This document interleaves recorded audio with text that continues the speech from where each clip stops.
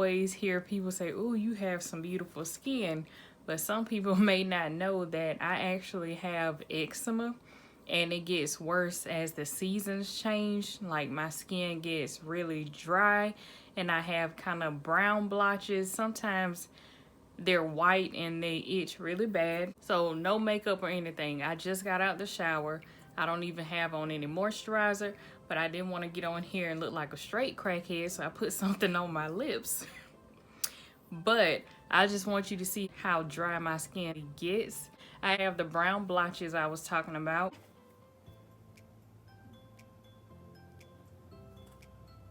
And I get them on my back as well. They actually look like burn marks, and it's weird because normally you hear people get eczema at a younger age. Me, I was older. I was probably in my teens, but I know I was just at the doctor's office and I was looking around at different pamphlets and I was like, you know what? Just from reading these symptoms, I bet you I have eczema. As soon as the doctor walked in, he was like, yeah, you have eczema. And I get flare-ups, and with my flare-ups, my skin breaks out even more. I'll just get hives kind of too. So it's an autoimmune disorder, basically, where it's just something internally attacking my body, attacking itself. So that bill was probably close to $200, like paying $100 for all of the medications, the creams, and the visit itself. So I was like, okay, I'm gonna have to take care of my skin because this costs too much. So long story short, now that I'm pregnant, it seems like the dry blotches are showing more at times. It's beginning to turn fall, but I've had these breakouts even in the summertime, and I normally get them around fall or winter time. So I was like, okay, that has something to do with the pregnancy, I bet. Hormones all out of whack, yeah. But under stress, I get flare-ups. It's crazy. I've been around my friends and they've actually seen it. Like I was so heated and they could see the hives just break out in my face. They were like, girl, what is wrong with you? They're like, you got to calm down. You know, so that's another way I know when I'm stressed, because I'll get a flare up and it's really nothing you can do about it. The skin just goes through its course and it just eventually go away. I still use what I normally use, nothing different. What I do use is Cetaphil. And as far as in the shower, I only use Dove sensitive soap. That has really helped me a lot. If I go against that, I'll have a reaction to it. I use that because it's mild. They actually give that to a lot of people with eczema or psoriasis, which is another skin disorder. But I just wanted to get on here and tell you all that because a lot of people are like, your skin is so pretty. Oh my gosh, what do? You don't see the behind the scenes. That's why I really don't wear a lot of makeup, because a lot of stuff break me out. If I do use makeup, I can do the shadow and then I'll just put like the MAC powder on my face. That's it. I don't do all that piling.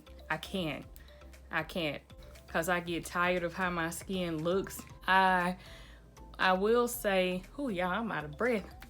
Well, this what happened when you're pregnant. Whew. Trying to talk and think at the top of my head at the same time. But excuse me. Oh, let me catch my breath for a minute. But what I was going to say, what I was going to say, and I lost my train of thought. Darn it. It's coming to me, y'all, or maybe not.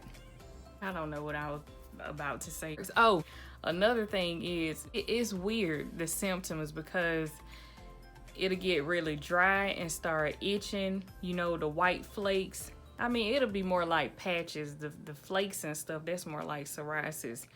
But I can get in the shower, use my moisturizer, and these marks that you see that look like burn marks, they actually burn.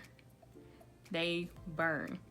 It is so weird. That's why I can't use a lot of stuff on my face. I don't. I try and keep it smooth, soft, beautiful. But sometimes I have these outbreaks and I'm out in public, I try and cover it up with makeup. If you look closely, you can see the marks through the makeup, which I hate. So it's like, why even try and cover it up? I can't. I just have to go through that phase and then it just automatically go away. But yeah, I'm actually show you what I use. So I have this Cetaphil Gentle Foam Cleanser. It says removes dirt, oil, and makeup. I just do 2 pumps and, you know, just kind of massage it in. And after that, I apply some of this moisturizing cream. And there's no scent, it's hypoallergenic, it's dermatologist recommended. They recommend this a lot. This, and it's another line called CeraVe. You probably heard of that. I've tried that before too. It's along these lines. It just didn't give me that moisture like the Cetaphil does. Like you rub it in and I'm like, why I still feel dry? My skin dry enough. So yeah, I love this. And then for the rest of my body, I use the Cetaphil lotion. That's all I put on my skin. I will say I can use shea butter. Another tip I found out, like me, I like to take long showers.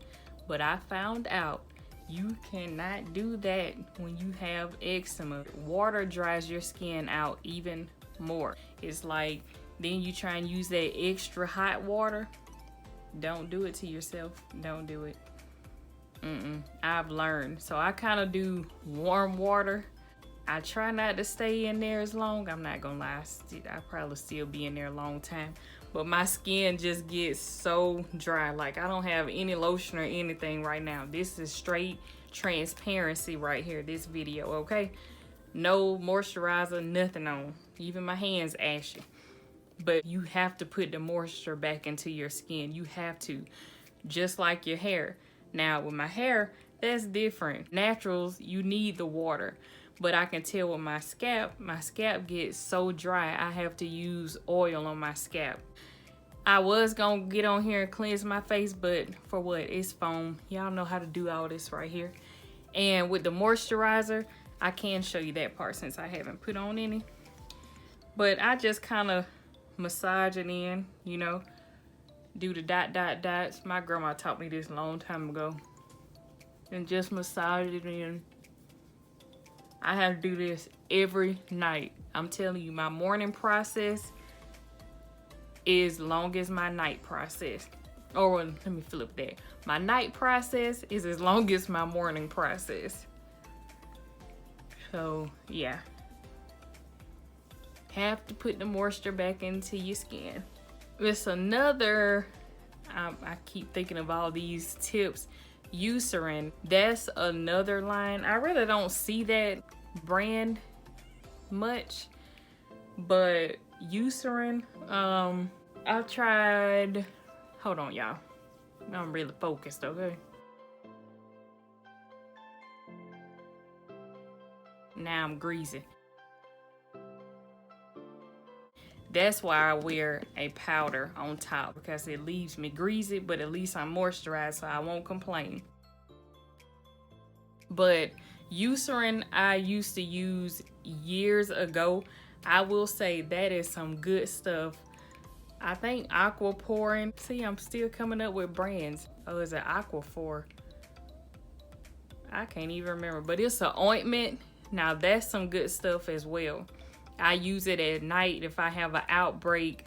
I just put it, you know, on a pimple or whatever, and the next morning my face is clear. I'll say the same about the Eucerin.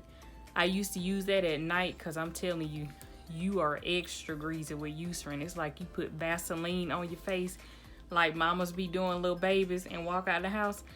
I ain't trying to walk around looking like cooking grease, okay? That stuff is so greasy and thick.